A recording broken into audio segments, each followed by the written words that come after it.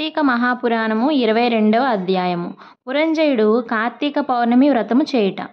మరలా అత్రి మహాముని అగస్త్యునకు ఇట్లు చెప్పదొడంగెను. పురంజయుడు వశిష్ఠుల వారు చెప్పిన ప్రకారము కార్తీక పౌర్ణమి రోజున శుచి అయి దేవాలయమునకు వెళ్ళి శ్రీమన్నారాయణుని షోడశోపచారాలతో పూజించి శ్రీహరిని గానము చేసి సాష్టాంగ నమస్కారం చేసి సూర్యోదయం కాగానే నదికి పోయి స్నానమాచరించి తన గృహమున కరిగెను. అట్టి సమయంలో విష్ణుభక్తుడకు ఒక వృద్ధ బ్రాహ్మణుడు మెడ నిండా తులసిమాలలు ధరించి పురంజయుని సమీపించి, రాజా, విచారింపకము. నీవు వెంటనే చెల్లా చెదురయ్యున్న నీ సైన్యమును కూడదీసుకుని యుద్ధ సన్నద్ధుడవై నీ శత్రురాజులతో పోరు సల్పుము. నీ రాజ్యము నీకు దక్కును అని దీవించి అదృశ్యుడయ్యెను. ఇతడెవరో మహానుభావుని వలె ఉన్నాడు అని ఆ వృద్ధుని మాటలు నమ్మి యుద్ధ సన్నద్ధుడై శత్రురాజులతో ఘోరముగా పోరాడెను. దెబ్బతిని క్రోధముతో ఉన్న పురంజయుని సైన్యము దాటికి శత్రురాజుల సైన్యములు నిలువలేకపోయినవి. అదియును కాక శ్రీమన్నారాయణుడు పురంజయుని విజయానికి అన్ని విధములా సహాయపడెను. అంతయు శ్రీమన్నారాయణుని మహిమే కదా. ఆ యుద్ధంలో కాంబోజాది భూపాలురు ఓడిపోయి పురంజయ రక్షింపుము రక్షింపుము అని కేకలు వేయిచు పారిపోయిరి. పురంజయుడు విజయం పొంది తన రాజ్యమును తిరిగి సంపాదించెను. శ్రీమన్నారాయణుని కటాక్షమునకు పాత్రులైన వారికి శత్రుభయం కలుగుతుందా? విషం త్రాగినను కూడా అది అమృతమే అగును. ప్రహ్లాదనకు తండ్రి విషాన్ని ఇవ్వగా శ్రీహరి అని ప్రార్థించి త్రాగగా అమృతమైనది కదా. శ్రీహరి కటాక్షం వలన సూర్యచంద్రులు ఉన్నంత వరకును ధ్రువుడు చిరంజీవియే కదా. హరినామస్మరణ చేసిన వారికి శత్రువు మిత్రుడగును. అధర్మము ధర్మముగా మారును. దైవానుగ్రహం లేని వారికి ధర్మమే అధర్మమగును. త్రాడే పామై ఖర్చును. కార్తీక మాసం అంతయు నదీ స్నానం అనరించి దేవాలయంలో జ్యోతిని వెలిగించి దీపారాధన చేసినచో సర్వ విపత్తులు పటాపంచలగును.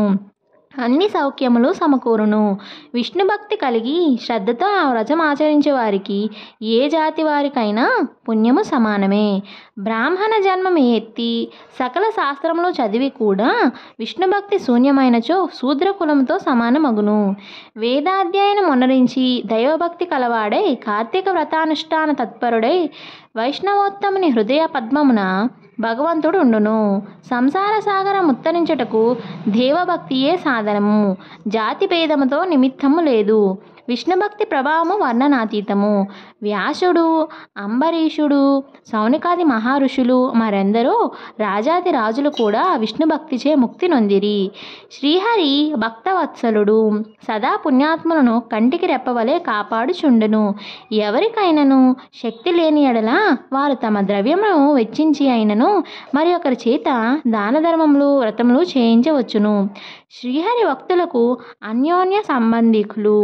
అందువలన లోకపోషకుడు భక్తరక్షకుడు అయిన ఆదినారాయణుడు తన భక్తులకు సదా సంపదలను ఒసంగి కాపాడుచుండును. శ్రీమన్నారాయణుడు సర్వాంతర్యామి. 1000 సూర్యభగవానుల తేజస్సు గలవాడు. నిరాకారుడు, నిర్వికల్పుడు, నిత్యానందుడు, నీరజాక్షుడు. 14 లోకములను తన కుక్షియందిడుకొని కాపాడుచున్న ఆదినారాయణుడు. అటువంటి శ్రీ మహావిష్ణువుకు అతి ప్రీతికరమైన కార్తీక మాస వ్రతమును భక్తి శ్రద్ధలతో ఎవరు చేయుదురో వారి ఇంట శ్రీ మహావిష్ణువు లక్ష్మీ సమేతుడై వెలగగలడు.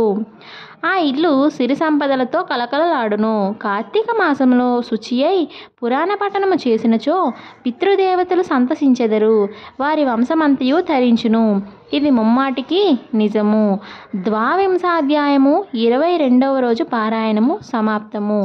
ఇప్పటి వరకు మన ఛానల్లో వచ్చిన కార్తీక పురాణ అధ్యాయాలని ఎవరైనా వినకపోయినట్లయితే ఇప్పుడే వినండి.